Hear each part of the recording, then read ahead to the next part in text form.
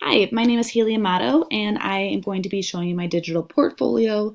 I'm a first grade teacher from Park Ridge. So these are the components of my portfolio. I'll share with you my technology lesson, my technology tool project, my observation, and my website. So my technology lesson was a lesson in math, and I was introducing coding to my first graders.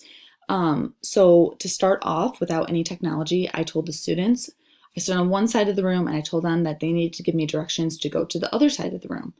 And their directions were really vague at first, and I kept bumping into tables, and they soon learned that they need to say, okay, Miss Amato, take 3 steps forward, stop, turn right, take 3 steps forward. And that kind of idea, giving me specific instructions. So that was the lead into my lesson. I learned about this really cool coding website called CodeSpark from our IT coach, so I really wanted to try it. And I just had to make sure that to tell the students that they need to be specific with their instructions, and that if something goes wrong, try a different way. Some of the vocabulary for my students that we just covered really quick was right, left, up, and down. And here you can see a screenshot of my, this is my page on CodeSpark, and I can see my 23 students. So the goals for the students was really to engage them, to let them explore, and to enrich them through this CodeSpark program. And then I also get updates and progress on where they are, if they're sequencing, if they're looping, if they're doing events.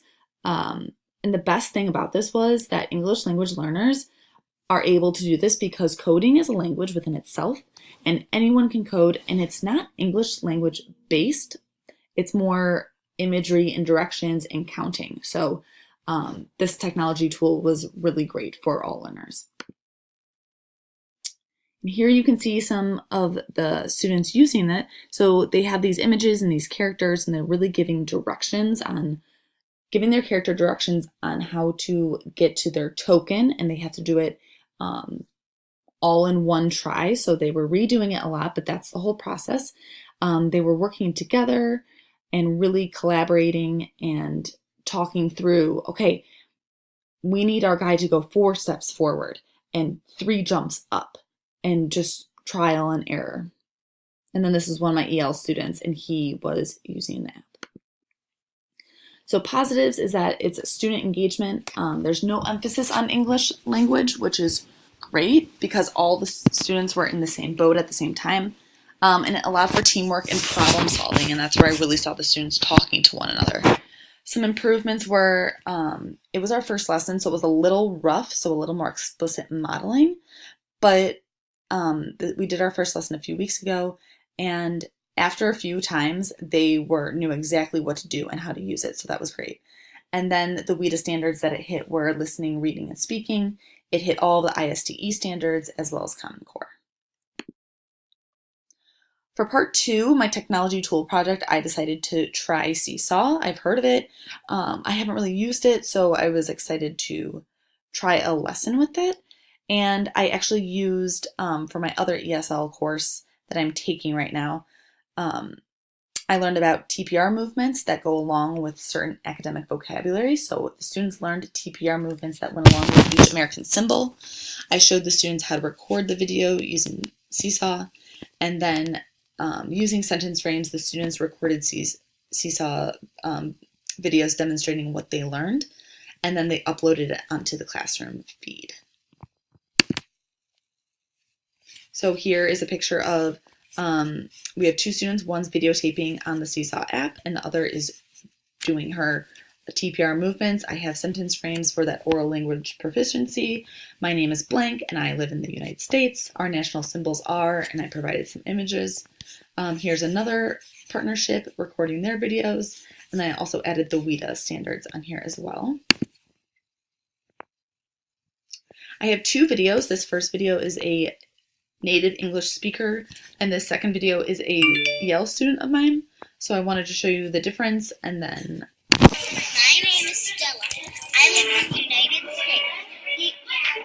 My national symbols are the American flag, the bald eagle, the Statue of Liberty, and the White House, and the Liberty Bell.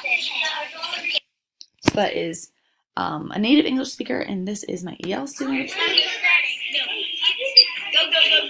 I'm going to videotape you. Go. Hi, my name is Mihai. I live in the United States of America.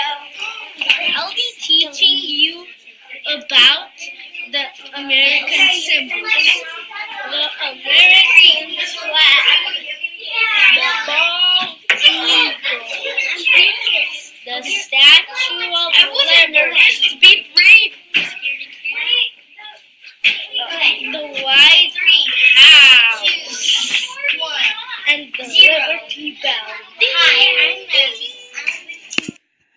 So as you can see, they both were able to demonstrate their learning. Mihai used, I provided a little word bank with some images. He didn't really need to use it, but he had it in front of him. And then the students are recording each other, so they're in charge of using the technology themselves. And then this is what it looks like when they upload. This was his feed. And then I have all of my students and the activity that goes on.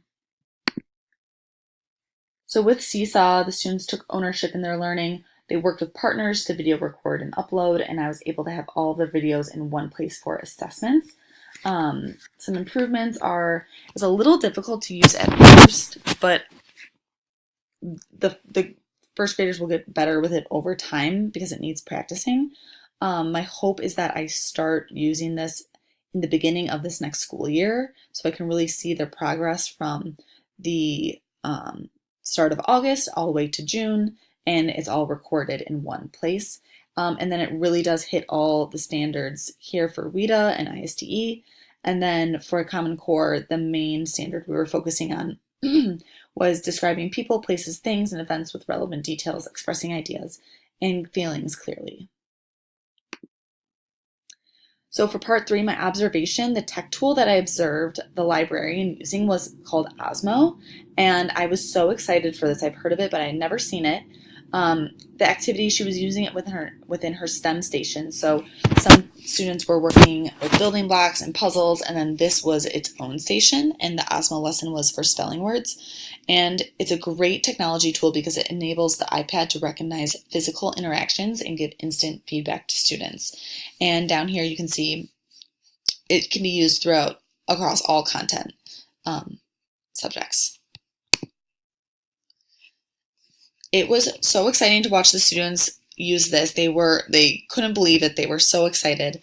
So it was showing them images. They were using physical letters to use for spelling. It was providing sounds for if they got it right or wrong. It was providing instant feedback, which was great for the students to know if they spelled the word right or wrong, and then gives them hints in case the students get stuck, and everything is game-based, and they get harder as they go on. And I really like this. I took this from the Osmo website, and it just says, inspires creativity, critical thinking, communication, and collaboration.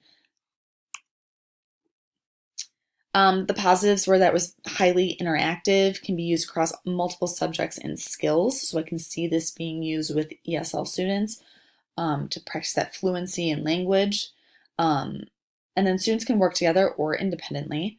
Improvements, there's only one set at our school right now. So this next school year, we're going to be able to check them out. I think we're getting a few more. So hopefully we do, because I can see myself using it with all of my students, especially my ESL students.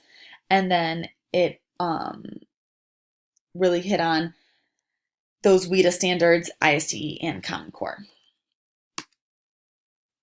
So for part 4, the website and app that I found that I thought was so cool, and I really, really want to use it this coming next school year, it's called Expeditions, and it's virtual reality field trips. So it can help students to visualize information in a new way. And I instantly thought about ESL students and how this could be so good for building that background knowledge.